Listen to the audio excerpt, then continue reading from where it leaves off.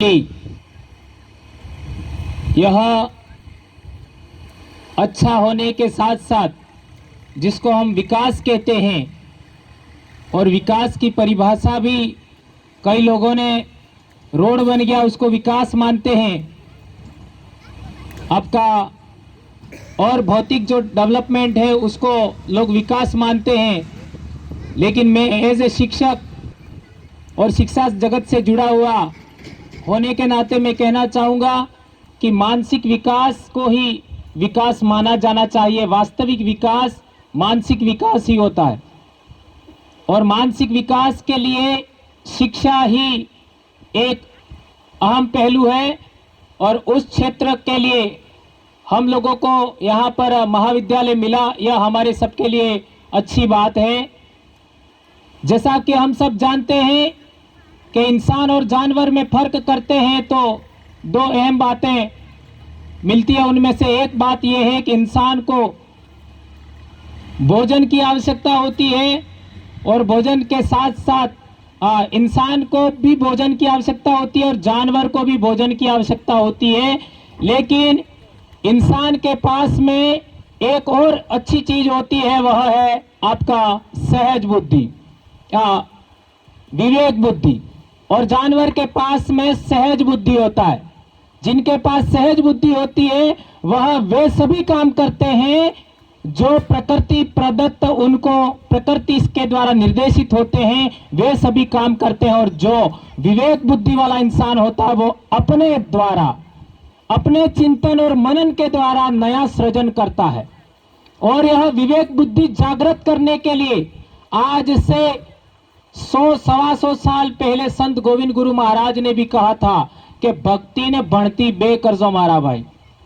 तो कल ही हम लोगों ने यहाँ पर हमारे संत गोविंद गुरु महाराज की मूर्ति का अनावरण किया, और आज हमारा ये शिक्षा का एक कार्यक्रम है।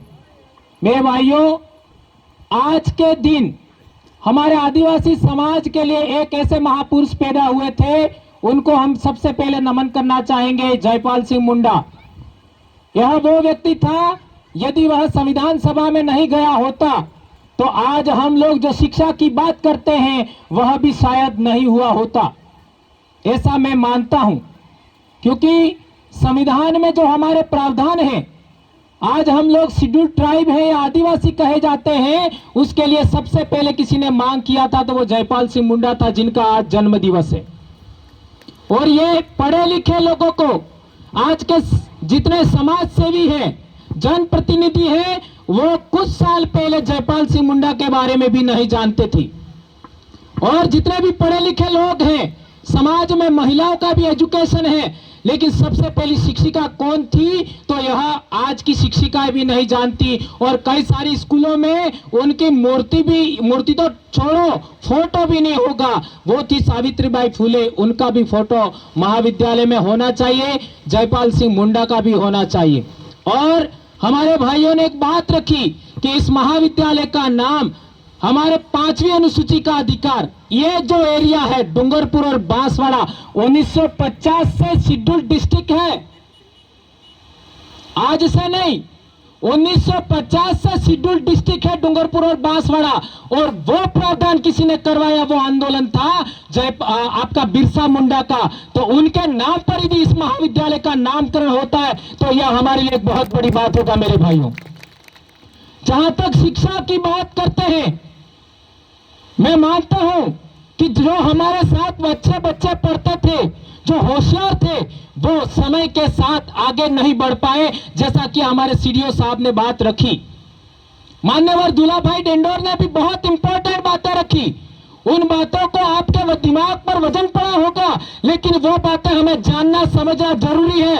आज का दौर बहुत डेंजर है, बहुत खतरनाक है। हम लोग इन भोली भाली बातों के अंदर हमारे समाज को जागरण करने से हमें नहीं रुकना चाहिए, हमें बड़े बड़े षड्यंत्र को भी समझना चाहिए। ऐसा एक षड्यंत्र आपके सामने मैं रखना चाहूंगा। 1947 में हमारा देश आजाद हुआ, यह आप सब जानते हैं। और आज की तारीख में नई शिक्षा नीति आई है, उस नई शिक्षा नीति में एक बहुत इंपॉर्टेंट बात जोड़ी गई है, वह यह जोड़ी गई है कि प्राथमिक एजुकेशन मातृभाषा में होना चाहिए। अब आप सभी से मैं सवाल करना चाहता हूं, हमारी मातृभाषा कौन सी है? बेटा आप बताओ, आप बताओ हमारी मातृभाषा कौन सी है? वागड़ी। ठीक है, आप बताओ बेटा। संस्कृत। आप बताओ बेटा, हमारी मातृभाषा क्या है? मैं मंच के भाइयों से भी आह्वान करना चाहूंगा, आप बता दीजिए। वो माता बोलती है उसको मातृभाषा। ओके, माता बोलती है वो मातृभाषा, लेकिन नाम तो बताइए मेरे भाइयों। वागड़ी एक नाम आया। ओके ठीक है, मैं मेरी माँ की बोली से और मेरे समाज की बोली से मैं गौड़ बोलता हूं, गौड़। ठीक है, आप क्या बोलते हैं वागड़ी वाले? गौड़ बोलते हैं, गौर बोलते हैं। थैंक यू, धन्यवाद। ये गौर है वो वागड़ी है। गौड़ कौन सी भाषा है? भीली। ये हमारी मातृभाषा है। भीली हमारी मातृभाषा है। बताइए मेरे भाइयों, चिखली बेल्ट में भील समुदाय की संख्या कितनी है? कोई परसेंटेज तो बताओ। 80 नहीं 90% होगा। 90% तो माने ना। डूंगरपुर जिले में 75% हमारी जनसंख्या है। 75%। उदयपुर संभाग में 70 के आसपास हमारी संख्या है। यदि हमको 1950 से हमारी मातृभाषा में पढ़ाई मिला होता, प्राइमरी एजुकेशन मिला होता, तो हमारे बच्चे आज मैं समझता हूं उदयपुर संभाग में 100 के आसपास तो कलेक्टर होते, 100 के आसपास, और 100 के आसपास ही आपका पुलिस अधीक्षक होते, और तहसीलदार और थानेदार तो न जाने कितने होते जिसकी कल्पना नहीं कर सकते।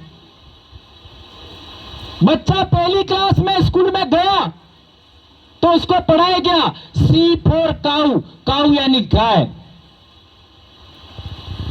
क्या पढ़ाया गया? C फॉर काऊ, काऊ यानी गाय। ये बच्चे को पढ़ाया गया। तो बच्चा घर में काऊ किसको बोलता है? छोटे बच्चे को।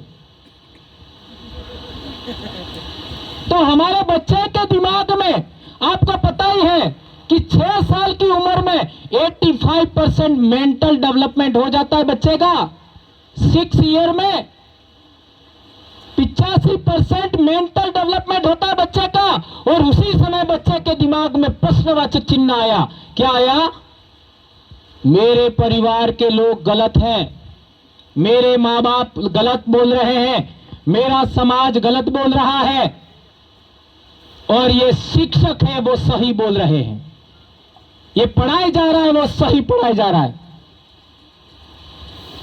ये बच्चे के दिमाग में प्रश्नवाचक चिन्ह पैदा हुआ।